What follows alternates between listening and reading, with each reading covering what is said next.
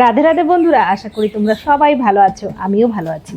আজ রান্না বসিয়েছি, তবে আজকে জানো তো একটু দেরি হয়ে গেছে, কারণ কালকে আমাদের এখানে বেশ বৃষ্টি হয়েছে আর অনেক কয়দিন ধরে মেঘ করেছিল, বৃষ্টি আসছিল না। তো কালকে সন্ধেবেলা একটা দমকা হাওয়া হয়েছে, তারপরে বৃষ্টিটা নেমেছে। এই দমকা হাওয়াতে আমাদের কিন্তু অনেক বড় একটা গাছ পড়ে গেছে, লম্বু গাছ। তার সাথে সাথে ওই গাছটার নিচে অনেক কয়টাই গাছ ছিল, সব গাছই ভেঙে গেছে। তো সকালে উঠে সেই সব পরিষ্কার করতে করতেই অনেকটা দেরি হয়ে গেছে, তাই চটজলদি রান্না করার জন্য চলে এসেছি। দুদিকে আজকে রান্নাটা বসিয়েছি, একদিকে ভাত আর একদিকে কড়াতে জল দিয়ে একটু গরম করতে বসিয়েছি, আর একটা গাজর পাতলা পাতলা করে কেটে নিলাম। আর কিছুটা মসুর ডাল নিয়ে নিয়েছি। মসুর ডালটা জল দিয়ে 2-3 বার জল পাল্টে ভালো করে ধুয়ে নিয়েছি। মসুর ডালে অনেকটা পাউডার মতো থাকে, ধুলেই বোঝা যায় একদম সাদা হয়ে যায় জলটা। তো জলটা দিয়ে ভালো করে ধুয়ে এরপর মসুর ডাল, গাজর আর ঘরে একটা ডিম ছিল, সেই ডিমটা দিয়ে একটু লবণ দিয়ে ঢেকে সেদ্ধ করতে বসিয়ে দিলাম। এদিকে ভাতের জলটাও কিন্তু অনেকটা গরম হয়ে গেছে। জল গরম করে ভাতের জলের মধ্যে চাল ধুয়ে দিয়ে দিলাম, আর ভাতের হাঁড়ির উপরে একটু জলও দিয়েছি, যদি জল পরে লাগে তাই এই গরম জলটাই কিন্তু দেওয়া যাবে। এদিকে ডালটা অনেকটা সেদ্ধ হয়ে এসেছে, একটু নেড়েচেড়ে দিয়ে আবার ঢেকে দিয়েছি। তো দেখো ডালটা কিন্তু খুব সুন্দর সেদ্ধ হয়ে গেছে। আর এদিকে যে গাজরটা ডালের মধ্যে দিয়েছিলাম, সেটা পাতলা পাতলা করে কেটেছি ডালের সাথে, সেটাও কিন্তু খুব সুন্দরভাবে সেদ্ধ হয়ে গেছে।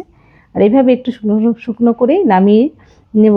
তো আগে ডিমটা আমি তুলে নিচ্ছি, এরপর থালার মধ্যে ডাল সেদ্ধ আর গাজর সেদ্ধটা নামিয়ে তাড়াতাড়ি একটু ঠান্ডা করে নেব। আর এই গাজরটাও একটু হাতা দিয়ে কেটে কেটে দিয়েছি। কড়াতে সর্ষের তেল দিয়ে 4টে শুকনো লঙ্কা একদম লাল লাল করে ভেজে তুলে নিলাম। একটা পেঁয়াজ কেটে নিচ্ছি। এই যে পেঁয়াজটা দেখছো, এটা না বাড়ির গাছের পেঁয়াজ। তো বাড়িতেই পেঁয়াজ গাছ হয়েছিল, বেশ সুন্দর পেঁয়াজ হয়েছে, আর পেঁয়াজের রঙটাও কিন্তু খুব সুন্দর হয়েছে।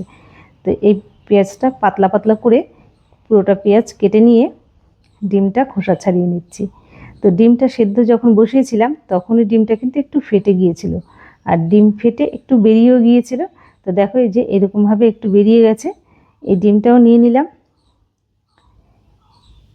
এবার শুকনো লঙ্কাটা ভেজে তুলে এদিকে ভাতটাও হয়ে এসেছে। তো ভাতটা আমি নামিয়ে নেব আগে। আমি এই বলের মধ্যে ভাতটা কিন্তু গড় দিয়ে দিই, ঠিক এভাবে ভাতটা গড় দিয়ে দিচ্ছি, বা মার গেলে নেয়, তোমরা যেটাই বলো।